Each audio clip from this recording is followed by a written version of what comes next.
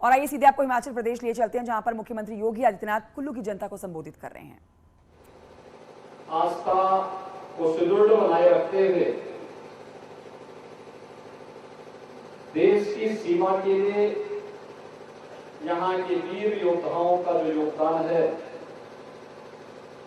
वह अभिनंदनीय है। मैं इस धरती को नमन करता हूं। भाइयों बहनों,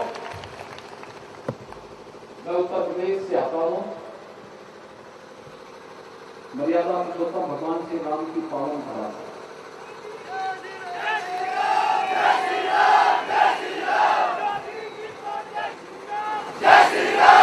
और आज हम सब जानते हैं, अयोध्या में भगवान श्री राम के भव्य मंदिर के निर्माण का कार्य 55% पूरा हो चुका है और अगले वर्ष के अंत तक मंदिर का निर्माण पूरा हो जाएगा। दुनिया का सबसे बड़ा मंदिर होगा जो भगवान राम का मंदिर अयोध्या में बनेगा। सबसे भव्य मंदिर होगा और श्री राम मंदिर के लिए आप सबकी भावनाएं भी जुड़ी हुई है और इसके लिए मैं आप सबको अभिनंदन भी करता हूं। अयोध्या आगमन के लिए आपकी प्रतीक्षा भी करता हूं कि आप अयोध्या पधारें, अयोध्या में भगवान की जन्मभूमि पर दर्शन करें।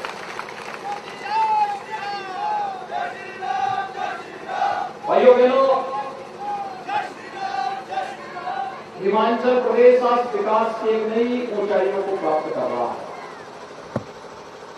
प्रधानमंत्री मोदी जी का मार्गदर्शन और नेतृत्व, यहां के लोकप्रिय मुख्यमंत्री श्री जयराम ठाकुर जी का नेतृत्व, भारतीय जनता पार्टी के राष्ट्रीय अध्यक्ष माननीय श्री जगत प्रकाश नड्डा जी का मार्गदर्शन और हिमाचल प्रदेश की ही माटी के सपूत युवा नेता श्री अनुराग सिंह ठाकुर के यशस्वी मार्गदर्शन में आज हिमाचल प्रदेश विकास की नई ऊंचाइयों को प्राप्त कर रहा है। कोई प्रदेश जब विकास करता है तो उस प्रदेश के हर नागरिक के जीवन में भी खुशहाली की एक आस जगती है। ऐसे ही जैसे आज भारत विकास कर रहा है तो पूरी दुनिया के अंदर रहने वाले भारतवंशियों के मन में एक नया विश्वास जागृत हुआ है। एक विश्वास इस बात का जागृत हुआ है कि भारत अब पिछलग्गू राष्ट्र नहीं, भारत दुनिया का नेतृत्व करता है और नेतृत्व करना की क्षमता आजादी के अमृत महोत्सव वर्ष में इससे ज्यादा देखने को और क्या मिल सकती है। जब ये देश 1947 में आजाद हुआ होगा, उस समय हमने नहीं देखा, लेकिन जब देश अपनी आजादी का 75 वर्ष पूरा होने का जश्न मना रहा था, हर घर पर भारत के आन मान और शान का प्रतीक तिरंगा लहरा रहा था। जब भारत अपनी आजादी के 75 वर्ष पूरा कर रहा था, तब भारत पर शासन करने 200 वर्षों तक शासन करने वाले ब्रिटेन को पछाड़ करके भारत दुनिया की 5वीं बड़ी अर्थव्यवस्था बन रहा था। भाइयों बहनों, ये हर भारतवासी के लिए गौरव की बात होती है।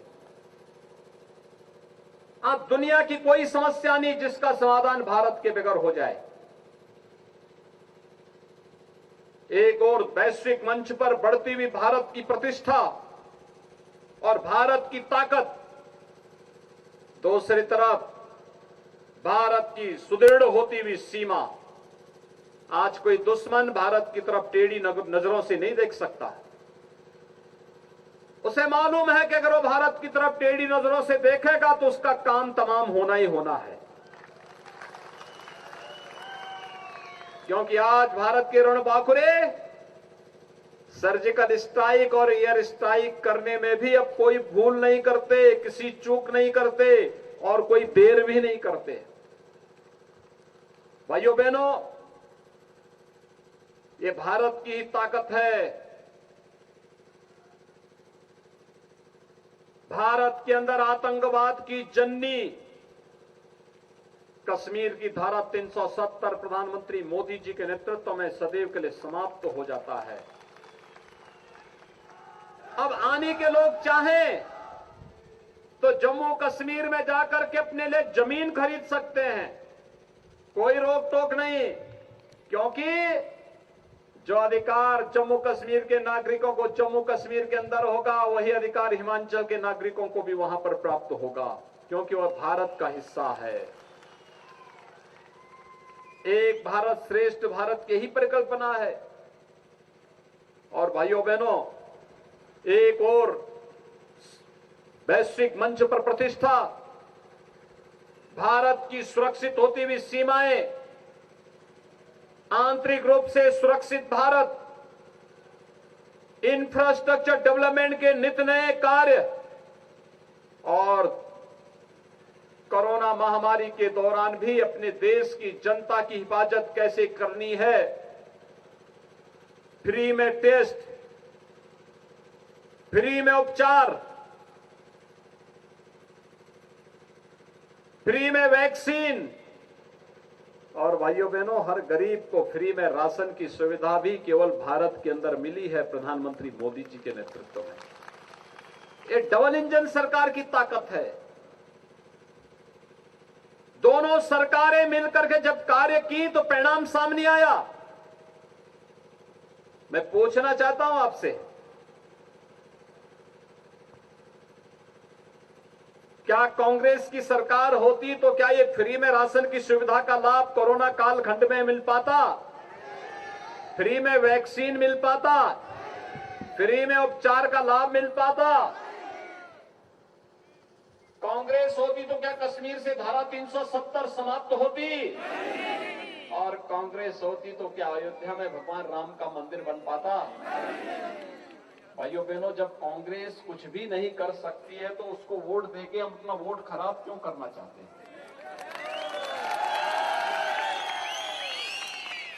मुझे बताइए, भारतीय जनता पार्टी के नेता और कार्यकर्ता कोरोना कालखंड में जनता की सुध बुध लेने के लिए आ रहे थे। क्या कांग्रेस का भी कोई नेता आ रहा था क्या? और दिल्ली से वो भाई बहन भी आ रहे थे क्या? भाइयों बहनों, जब देश संकट में होता है, दोनों भाई बहन को जनता की याद नहीं आती है, तब दोनों को नानी याद आती है। इटली में नानी, तब उन्हें इटली याद आती है, तब कुल्लू नहीं याद आता है, आनी याद नहीं आता है। तब भाइयों बहनों, उनको अपना परिवार तक भी सीमित हैं। कांग्रेस के नेता केवल अपने परिवार तक सीमित है और प्रधानमंत्री मोदी जी के नेतृत्व में भारतीय जनता पार्टी के हर कार्यकर्ता के लिए 135 करोड़ का भारत ही परिवार है और उसकी सुरक्षा, उसकी समृद्धि और उसकी खुशहाली के लिए कार्य करना वह अपना कर्तव्य मानता है।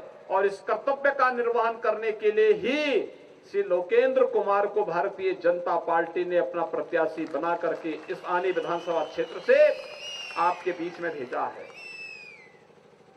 कोई सोच सकता था कि हिमाचल प्रदेश में भी एम्स खुलेगा? भाइयों बहनों, आज एम्स का निर्माण हो चुका है। Indian institute of management IIM की स्थापना हो चुकी है। हर जिले में मेडिकल कॉलेज का निर्माण कार्य युद्ध स्तर पर चल रहा है।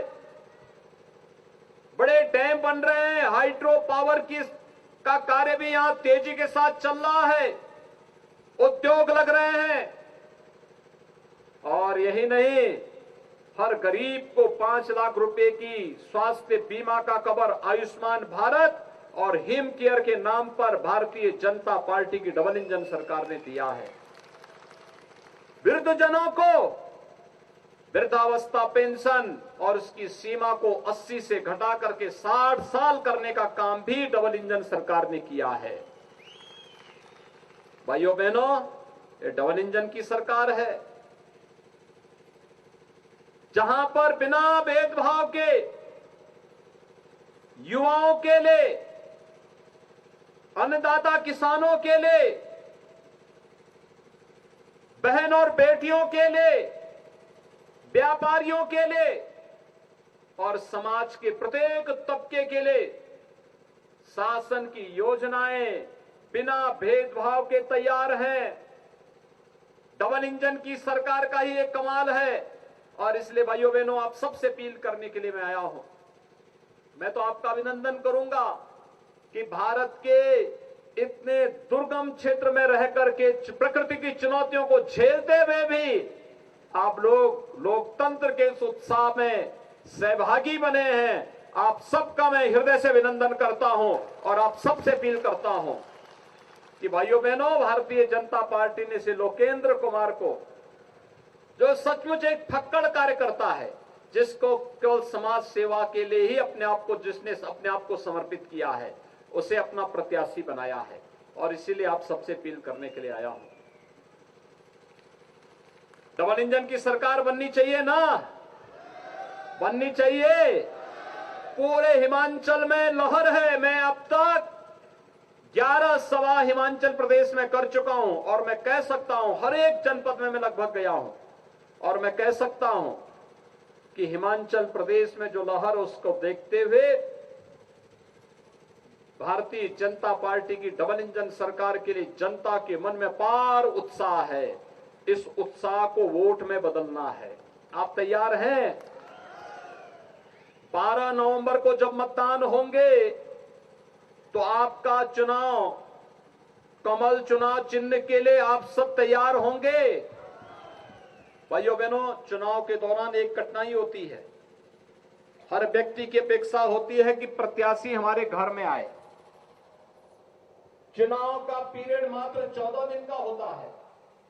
14 दिन में हर घर तक पहुंचना प्रत्याशी के लिए कठिन होता है। क्या आप सभी लोकेंद्र कुमार बनकर के घर घर जाएंगे? सभी लोग जाएंगे? सभी लोग सहमत हैं? मैं आप सबसे ये अपील करूंगा कि हर व्यक्ति लोकेंद्र कुमार बनकर के घर घर में जाकर के कमल चुनाव चिन्ह के लिए समर्थन मांगे और 12 नवंबर को हर बूथ पर केवल कमल कमल कमल कभी नजर आना चाहिए। सहमत है? सभी लोग सहमत हैं? दोनों हाथ लगा के मेरे साथ बोलेंगे। दोनों हाथ लगा करके, जहां तक मेरी आवाज चल रही है, दोनों हाथ लगा करके बोलेंगे, भारत माता की, भारत माता की, भारत माता की, जय श्री राम, जय जय श्री राम।